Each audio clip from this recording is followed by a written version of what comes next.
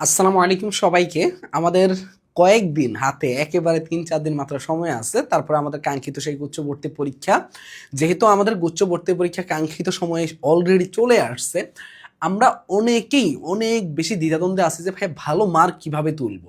আজকে আমি কথা বলবো তুমি কিভাবে গুচ্ছ ভর্তি পরীক্ষা ৬০+ মার্ক নিশ্চিত করতে পারো খুব সহজে, যদি ভাইয়ার এই কথাগুলো মনোযোগ দিয়ে শোনো। ভাই গুচ্ছে ৬০+ মার্ক নিশ্চিত করা মানে হলো যে তুমি টপ কোনো একটা ভার্সিটির টপ কোনো সাবজেক্ট নিয়ে পড়ার সুযোগ বা পড়ার সেই ইয়াটা রাখো, অ্যাবিলিটি রাখো। তার মানে কি, তার মানে হলো যে ৬০+মার্ক মানে অনেক ভালো মার্ক। এই ৬০+মার্ক পাওয়া যে খুবই কঠিন জিনিস না, এটা অনেকেই জানে না। শুধু ভাইয়ার একটু কথাগুলো শোনো, ভাইয়া যেই জিনিসগুলো বলবো ওগুলো একটু মেনে চলো, তাহলেই হবে। ভাইয়া কথা দিচ্ছে তোমাকে, তোমার গুচ্ছে টপ করার দায়িত্ব হলো ভাইয়ার। তুমি শুধু ভাইয়ার কথাগুলো শুনবা। ভাইয়া প্রথম কথা হলো যে সব পড়া যাবে না, এখন এখন সব পড়া যাবে না। আগেও কিছু হিন্টস দিয়ে একটা ভিডিও তৈরি করছিলাম, ওই টাইমে তোমরা অনেক অনেক অনেক অনেক উপকৃত হয়েছিলা।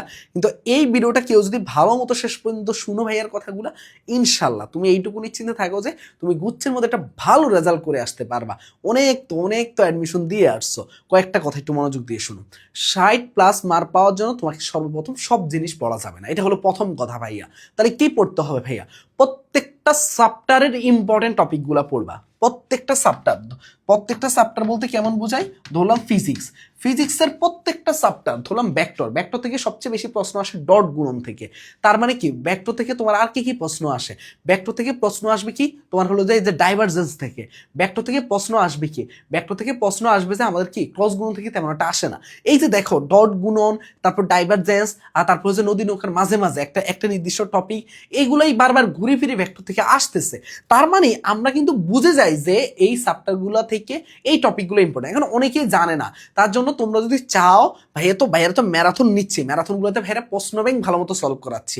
তুমি যদি ম্যারাথনের পাশাপাশি টপিক সাজেশন চাও, টপিক যে প্রত্যেকটা চ্যাপ্টারে কোন কোন টপিক ইম্পর্টেন্ট ভাই আমাদেরকে আলাদা করে সাজেশন ক্লাস দেন, তাহলে তোমরা যদি চাও কমেন্টে জানাও, আমি দরকার হয় আলাদা করে, যেমন আজকের ফিজিক্সেরটা আমি গুছিয়ে দিব যে কোন টপিকগুলো ইম্পর্টেন্ট, কোন চ্যাপ্টারে কোন টপিকগুলো তুমি বেশি বেশি পড়বা, ওই টপিকগুলো থেকে সবসময় প্রশ্ন আসে। এই জিনিসগুলো করতে হবে।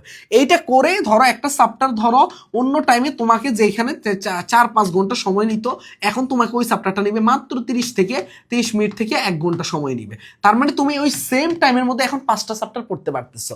তার মানে কি, তুমি দেখবা যে এখন তোমার জন্য পড়াটা কতটা শর্ট হয়ে আসতেছে। একটা চ্যাপ্টারে ওই ইম্পর্টেন্ট টপিক সবগুলা শেষ করবা। প্রথম কাজ কি? ইম্পর্টেন্ট টপিক সবগুলা শেষ করা।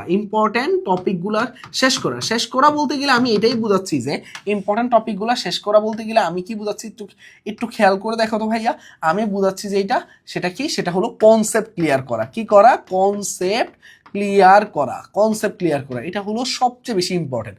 তারপরের ধাপ কি? তারপরের ধাপ হলো কোশ্চেন ব্যাংক সলভ করতে হবে। তারপরে সুন্দর করে কোশ্চেন ব্যাংকে ঢুকবা। এখানে এসেও তোমাদের অনেক বড় প্রশ্ন যে ভাইয়া কোন কোশ্চেন ব্যাংক সলভ করব, কোনটা করা উচিত না, এত হাজার প্রশ্ন। ভাইয়া তোমার সামনে 2টা বই থাকবে, একটা উদ্ভাসের ভার্সিটিকেও প্রশ্ন ব্যাংক, আরটা হলো গুচ্ছ প্রশ্ন ব্যাংক। এর বাইরে আর কোনো বাজারে কোনো বই কোনো কিছুর দিকে তাকানো যাবে না ভাইয়া। তোমার কাছে 2টা বই থাকবে, আবারও বলতেছি, উদ্ভাসের ভার্সিটিকেও প্রশ্ন ব্যাংক, আরটা হলো গুচ্ছ প্রশ্ন ব্যাংক। যদি তুমি ভার্সিটিকেও প্রশ্ন ব্যাংক, আমার কাছে সবচেয়ে সাজেশন থাকবে যে উদ্ভাসের ভার্সিটিকেও প্রশ্ন ব্যাংক দিয়ে তুমি কি করো, ভার্সিটিকেও প্রশ্ন ব্যাংক দিয়ে তুমি কোশ্চেন ব্যাংকটা সলভ করো, ঠিক আছে? আর যদি কোশ্চেন ব্যাংক, আর যদি সম্ভব হয় তাহলে পাশাপাশি গুচ্ছ কোশ্চেন ব্যাংক নিতে পারো, ঠিক আছে ভাইয়া?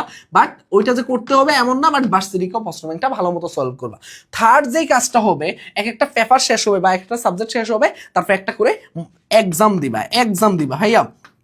তুমি চ্যাপ্টার ওয়াইজ এক্সামও দিতে পারবা। ধরো একটা চ্যাপ্টার শেষ করে একটা এক্সাম দেওয়া দরকার, তুমি আমাদের ওয়েবসাইট থেকে চ্যাপ্টার ওয়াইজ এক্সাম দিতে পারো। তোমার মনে হচ্ছে না এটা পুরো বইটা শেষ হচ্ছে, একটা পেপার ফাইনাল এক্সাম দেওয়া দরকার, তুমি সেটাও দিতে পারো। তোমার মনে হচ্ছে না 2টা পেপার একসাথে শেষ হচ্ছে, একটা সাবজেক্ট ফাইনাল দেওয়া দরকার, সেটাও তুমি দিতে পারবে। এখন রানিং ফাইনাল মডেল চলতেছে, তুমি এই এক্সামগুলো এতক্ষণ যে সাবজেক্ট ফাইনাল অবধি, এগুলো সবগুলো তুমি ওয়েবসাইট থেকে যতবার ইচ্ছা ততবার প্র্যাকটিস আকারে দিতে পারবা। আর ফাইনাল মডেল টেস্টগুলো লাইভ চলতেছে অনেক স্টুডেন্টের সাথে একসাথে। আমাদের এই এক্সাম ব্যাচটাতে চাইলে তুমি যুক্ত হতে পারো মাত্র 199 টাকা দিয়ে। আমি ভর্তি হওয়ার হওয়ার জন্য বলবো না, যদি মনে হয় তাহলে হও ভাইয়া, বাট তোমাকে একটা ভালো সাপোর্ট দিবে, এটা একটা কথা। তুমি জাস্ট আমাদের হোয়াটসঅ্যাপে অথবা ওয়েবসাইট থেকে ভর্তি হয়ে যেতে পারবা 47706110।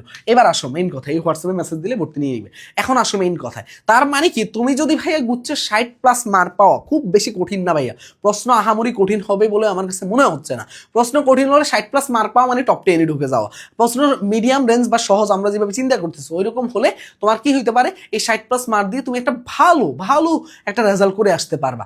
তার মানে গুচ্ছের মধ্যে 60+ মার্ক পাওয়া কোনো কঠিন বিষয় না ভাইয়া। প্রশ্ন যদি স্ট্যান্ডার্ড হয়, তুমি দেখবা যে 70-80 মার্ক একদম এই ইম্পর্টেন্ট টপিক বা 90 মার্কের মতো ইম্পর্টেন্ট টপিক দিয়ে, ম্যাক্সিমাম জিনিসই ইম্পর্টেন্ট টপিক দিয়ে চলে আসছে।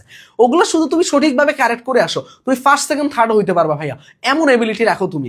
শুধুমাত্র কি হয় জানো, অ্যাডমিশন টেস্টের সময় অনেক বেশি নার্ভাস হয়ে যায়, আমরা কি করি অনেক এলোমেলো করে পড়াশোনা করি শেষ সময়টাতে, এইটা করা যাবে না ভাইয়া। তুমি যদি ভাইয়ার কথাগুলো শুনো, ভাইয়ার এই জিনিসগুলো মেনে চলো, তাহলেই হবে। আর একটা বিষয় হলো, এখন শেষ সময় একটা জিনিস স্টুডেন্টদের মধ্যে দেখতে পাচ্ছি, তোমরা এখন অনেক বেশি হতাশ হয়ে আসো, মনে হচ্ছে যে আমার দ্বারা হবে না ভাইয়া, এতদিন পড়ি না, কিচ্ছু পারি না, মনে হচ্ছে সব পড়া বাকি। এরকম সিচুয়েশনে তোমাকে যেই কাজটা মাথায় রাখতে হবে, অনেকে ভাবতেছে যে ভাইয়া আমি সেকেন্ড টাইম প্রস্তুতি নেওয়া শুরু করবো ভাইয়া, আমার দ্বারা চান্স হবে না ভাইয়া। সেকেন্ড টাইমের কথা মোটেও এখন মাথায় আনবা না ভাইয়া, মোটেও না, মোটেও না।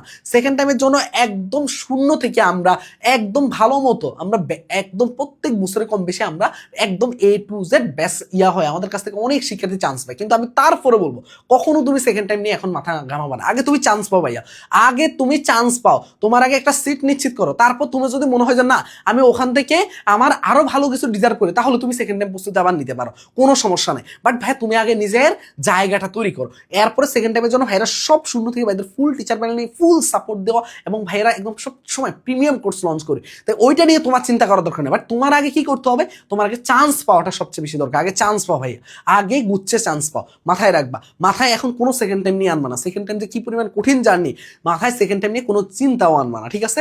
সবার জন্য শুভকামনা রইলো, ভালো মতো প্রস্তুতি নাও, ইনশাল্লাহ 60 না আরো ভালো মার্ক তুলতে পারবা, শুধু ভাইয়ের কথাগুলো মেনে চলো। আল্লাহ হাফেজ, আসসালামু আলাইকুম।